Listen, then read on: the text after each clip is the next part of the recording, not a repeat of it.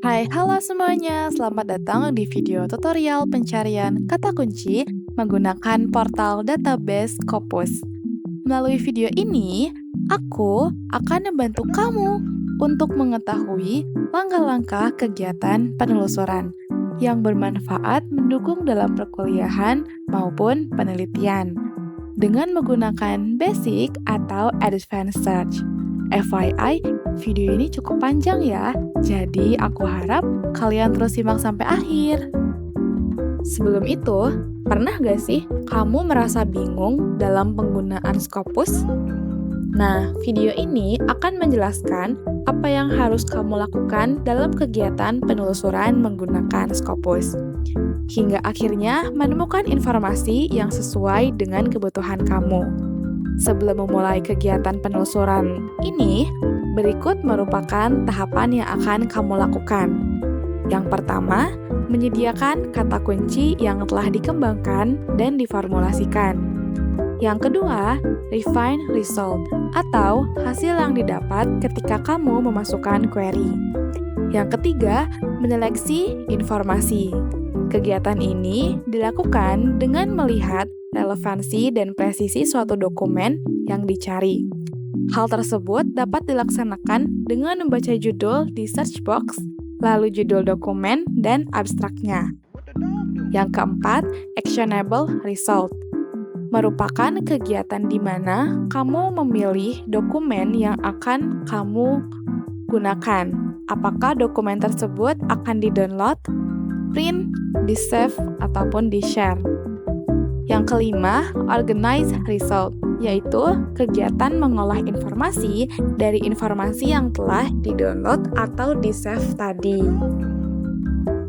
Kalau begitu, mari kita mulai. Mengidentifikasi kata kunci.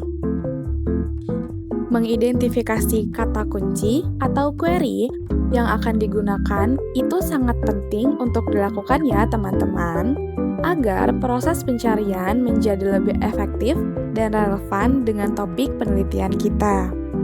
Di sini, aku akan menggunakan satu contoh judul penelitian, yaitu pengaruh penerapan Artificial Intelligence (AI) di perpustakaan akademik, studi scientometric. Namun, perlu diperhatikan tentang bahasa default apa yang digunakan dalam portal jurnal yang kita gunakan. Karena kita menggunakan Scopus, maka bahasa defaultnya adalah bahasa Inggris. Jadi, kita juga harus menyesuaikan nih dengan menerjemahkan judul penelitian kita ke dalam bahasa Inggris. Menjadi The Application of Artificial Intelligence (AI) in Academic Library, a Scientometric Study. Jadi, kita analisis. Terdapat 3 query atau kata kunci utama yang bisa digunakan sebagai modal untuk memudahkan proses pencarian informasi. Yang pertama, ada Artificial Intelligence, Academic Library, dan Scientometric Study. Kalau dipikir-pikir, apakah 3 query saja sudah cukup untuk menemukan informasi yang kita butuhkan? Sepertinya tidak. Oleh karena itu, kita perlu mengembangkan query tersebut dengan menentukan alternatif query-nya. Tujuannya apa sih? Agar kita dapat menemukan literatur pembanding yang telah lengkap, atau malah bisa jadi karena 3 query utama tadi tidak cukup untuk menemukan informasi yang kita butuhkan.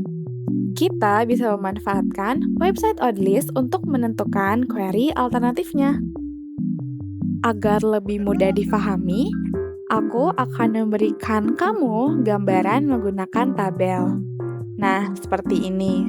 Di sini, aku menemukan 2 alternatif yang bisa digunakan untuk memudahkan proses pencarian informasi. Jika sudah mendapatkan kata kunci yang kita perlukan, kita bisa lanjut melakukan proses pencarian informasi di portal jurnal yang akan kita gunakan. Cara akses Scopus. Ada 2 cara untuk masuk ke web Scopus, yaitu dengan akun yang sudah berlangganan atau dengan akun yang belum berlangganan. Di sini, aku akan menunjukkan akses tanpa langganan. Langkah pertama, buka web browser. Lalu, kamu bisa ketik Scopus pada search box dan klik enter. Nanti akan muncul seperti ini. Kamu klik lagi di sini. Lalu akan muncul halaman utama Scopus. Di sini dapat dilihat pada halaman awal mempertanyakan akses kalian ke website Scopus. Apakah kamu telah berlangganan atau tidak? Jika tidak berlangganan, bisa langsung klik tulisan source pada bagian atas halaman. Halaman yang muncul akan seperti ini. Setelah itu, kamu sudah bisa search artikel jurnal yang kamu butuhkan. Tapi ingat, jika kamu tidak berlangganan, maka kamu tidak akan bisa mengakses file artikel jurnal yang tersedia ya. Mungkin bisa memakainya untuk mencari jurnal artikel yang sesuai, lalu kamu bisa mencarinya di web jurnal lain yang open access, misalnya saja di Google Scholar. Selanjutnya, aku akan membantu kamu mengakses website Scopus jika sudah berlangganan.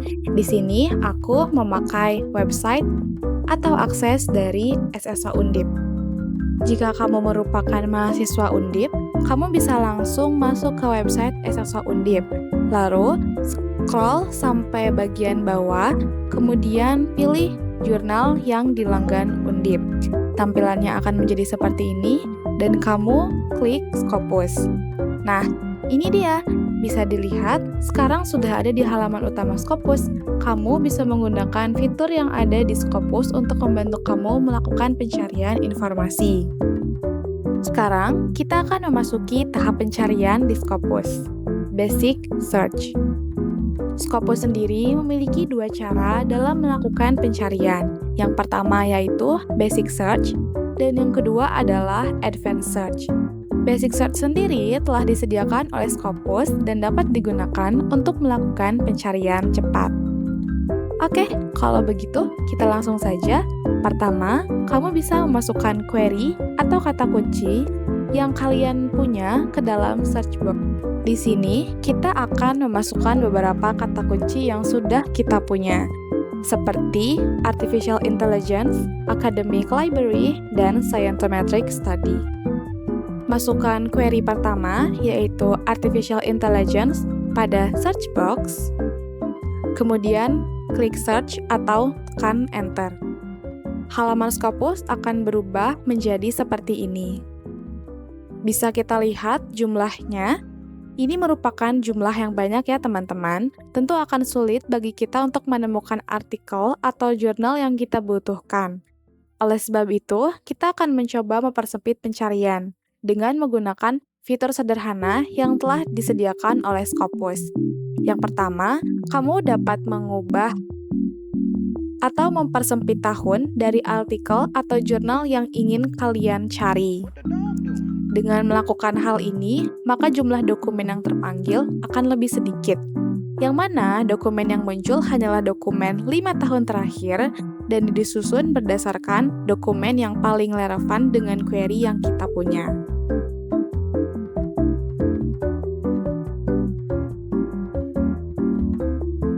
Dan dengan cara yang sama, kita akan mencoba melakukan pencarian dengan sisa query yang kita punya. Langsung saja kita ganti query yang ini dengan query yang selanjutnya.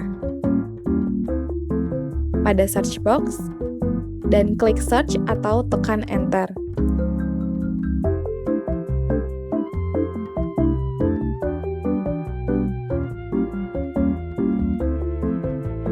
Lakukan hal yang sama pula dengan query ketiga yang kita punya.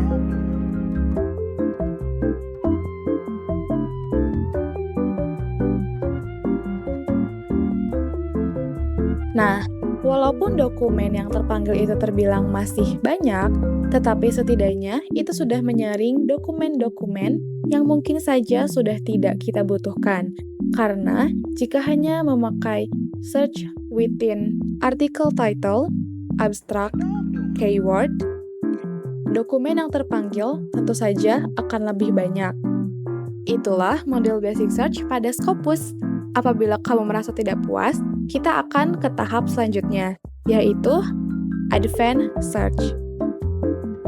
Di sini, kalian bisa langsung klik Advanced Document Search dan memasukkan query serta tambahan field codes pada enter query string.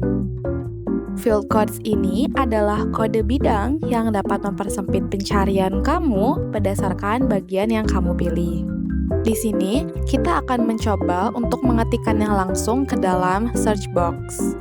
Kemudian akan muncul fitur autocomplete yang akan memunculkan dan memberikan beberapa rekomendasi untuk kamu.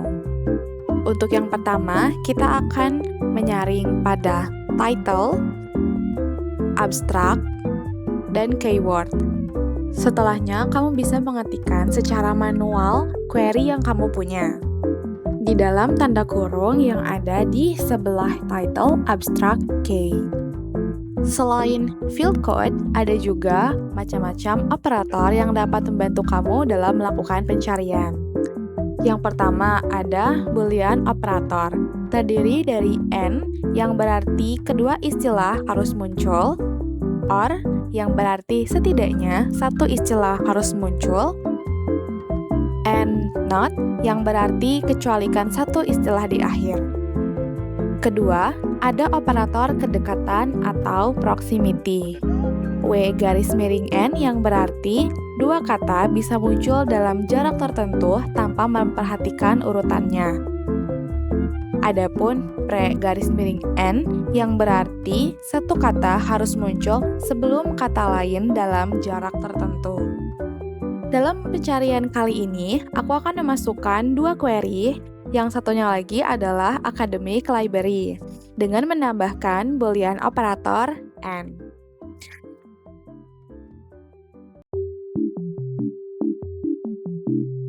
Lalu setelahnya, aku juga akan menggunakan fitur field code untuk membatasi pencarian ini pada literatur. Kamu bisa scroll ke bawah untuk menemukan subject area, kemudian pilih social science, lalu pilih arts and humanities. Tambahkan arts ke dalam search box dengan klik tanda plus di kanan teks. Kemudian, kita scroll kembali ke atas dan bisa kita lihat bahwa subject area sudah otomatis ditambahkan.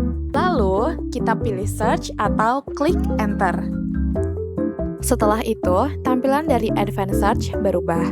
Lalu akan muncul hasil dokumen yang terpanggil atau recall. Hasil pencarian yang muncul disebut dengan pagination. Jangan lupa untuk mengubah sort by-nya menjadi relevansi ya teman-teman. Lalu membatasi tahun dari dokumen yang kalian cari.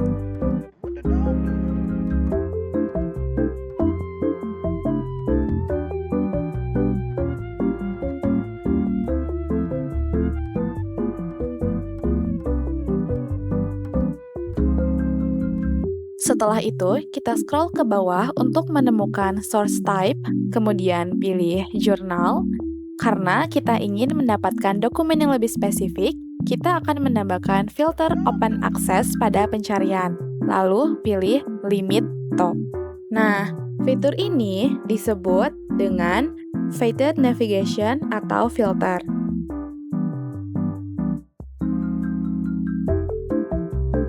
Kemudian di bagian kiri tampilan terdapat fitur Save Search dan Set Alert. Kedua fitur ini berguna untuk mempermudah kamu dalam memantau topik penelitian tertentu. Fitur Save Search berguna untuk menyimpan hasil pencarian berdasarkan kata kunci, filter, dan kombinasi lain, sehingga apabila kamu ingin mengakses kembali, kamu tidak perlu menginput kombinasi satu persatu.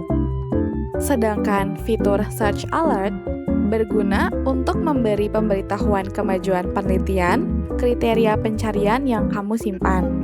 Pemberitahuan ini biasanya dikirim lewat email sesuai dengan waktu yang telah diatur. Dan untuk mengakses fitur-fitur ini, kita diharuskan untuk membuat akun Scopus terlebih dahulu. Hal ini disebut dengan personalisasi. Sekarang, aku akan mengarahkan kamu untuk melakukan pencarian dengan alternatif query. Langkah ini opsional ya, jika dirasa hasil pencarian kamu masih belum memuaskan dan menurut kamu kurang relevan, bisa ulangi pencarian menggunakan alternatif query 2 yang telah dirumuskan di awal video. Kali ini kita akan menggunakan fitur Add Search Field. Fitur ini berguna untuk menambah search box. Kamu dapat menginput alternatif querymu yang sudah ditentukan pada awal video.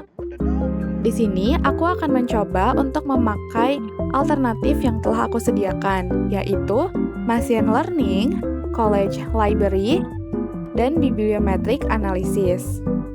Tinggal diinput saja pada search box ya, teman-teman.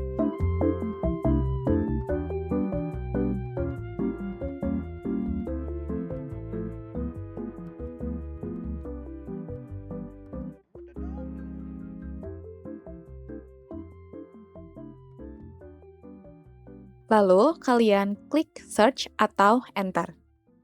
Dan dokumen yang terpanggil akan menjadi semakin sedikit.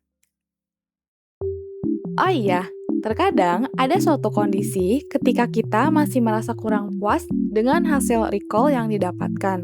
Entah itu karena kurang relevan, atau karena kita perlu melakukan eksplorasi agar pemahaman kita menjadi lebih kompleks.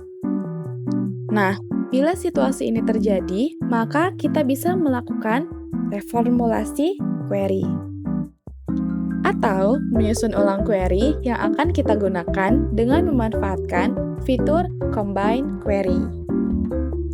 Nah, dari sini kamu bisa klik Advanced Query. Setelah itu, klik tombol Edit in Advanced Search yang ada di bawah kolom pencarian Advanced Search. Setelah tampilannya berubah, klik tulisan Basic Search yang berada di atas kolom Enter Query String. Setelah tampilannya berubah lagi, scroll sedikit ke bawah dan kita akan menemukan kumpulan query yang berasal dari hasil histori pencarian kita. Pilihlah beberapa query yang akan kita kombinasikan ulang dengan cara menekan Choose Box di bagian kiri. Di sini, aku akan memilih Artificial Intelligence, Academic Library, dan Bibliometric Analysis. Jika sudah memilih, klik tulisan Combine Queries. Dan perpaduan queries kita akan otomatis tertera pada kolom besar untuk pencarian. Kita bisa mengedit Boolean operator yang kita inginkan. Di sini, aku akan menggunakan AND untuk ketiga kombinasi. Jika sudah yakin dengan kombinasi tersebut, klik Solve Result. Dari hasil kombinasi yang telah dilakukan, ini akan mempersempit jumlah dokumen yang terpanggil. Untuk mengetahui apakah dokumen tersebut sudah relevan bagi kita, klik tulisan Show Abstract dan analisis isi dokumen tersebut. Jika sudah sesuai, lanjutkan ke tahap berikutnya, yakni mendownload dan mengelola dokumen tersebut. Setelah melakukan pencarian dan menemukan dokumen yang cocok dengan kebutuhan kita, dapat dilihat di bagian atas ada berbagai fitur seperti fitur download, print, save to PDF, add to list, dan juga create to bibliography. Semua fitur di atas dinamakan actionable result. Kalian bisa menggunakan fitur-fitur tersebut untuk memaksimalkan penggunaan dokumen. Penggunaan fitur download akan menyimpan dokumen secara otomatis ke dalam perangkat, sehingga kalian bebas dalam menggunakan dokumen. Kalian bisa mengakses seluruh isi dokumen. Fitur print disediakan untuk memudahkan pengguna dapat melakukan percetakan dokumen dalam bentuk hard file. Fitur Save to PDF yaitu fitur dengan penyimpanan dokumen berbentuk PDF. Output yang akan dihasilkan berupa sitasi autor, judul, tahun, judul sumber, volume, nomor issue, dan lainnya. Setelah melakukan proses pencarian dengan menggunakan metode basic dan advanced search, kita dapat melihat perbandingan keduanya dari beberapa aspek. Basic search memang sangat mudah untuk digunakan, namun hasil recall yang tinggi menunjukkan tingkat presisi dokumen yang rendah. Tidak semua dokumen yang disajikan relevan dengan kebutuhan informasi kita. Tentunya, jika kita ingin mencari dokumen yang relevan menggunakan basic search, akan memakan waktu cukup lama dalam memilahnya. Sebaliknya, advanced search memungkinkan kita untuk melakukan pencarian yang lebih terarah, dengan hasil yang lebih relevan karena adanya beberapa fitur tertentu dan operator boolean. Namun, menggunakan advanced search memerlukan pemahaman yang lebih kompleks karena penggunaan fitur yang beragam. Kesimpulannya, basic search cocok untuk melakukan eksplorasi umum atau ketika kita sudah memegang query yang sangat spesifik. Sementara advanced search lebih tepat digunakan untuk penelitian akademik karena hasilnya yang spesifik dan lebih relevan. Nah, dari apa yang sudah aku jelaskan tadi, dapat disimpulkan nih, kalau Scopus memang sangat rekomen untuk kalian. Scopus bisa banget diandalkan setiap kali kalian butuh jurnal dan referensi. Alasannya, karena Scopus memiliki ribuan jurnal internasional yang jelas tinggi standar kualitas dan reputasinya. Lalu, bisa dilihat dari banyaknya fitur yang dapat kalian gunakan saat kalian memulai pencarian jurnal. Jadi, cari jurnal nggak perlu ribet dan bingung deh. Tinggal cari kata kunci dan gunain fitur disesuaikan dengan kebutuhan kalian. Dalam penggunaan search box, saran dari aku, kalau kalian sudah merasa cukup dalam menggunakan basic search, kalian bisa hanya dengan menggunakan basic search saja. Namun, kalau kalian merasa fitur di basic search kurang, aku sarankan untuk menggunakan advance. Oke guys, akhirnya tutorial mencari jurnal dengan database Scopus telah selesai. Kalian sudah menyimak dengan baik kan ya? Aku berharap dengan video ini, kalian semua akan lebih mudah mencari jurnal dengan menggunakan database Scopus. Kalau kalian udah gak bingung lagi, bisa banget nih langsung dipraktekkan sekarang juga untuk nyelesain tugas kamu yang udah mepet deadline banget itu. Kalau gitu, sekian dulu tutorialnya. Terima kasih sudah menonton. Kalau suka, jangan lupa like dan komen ya.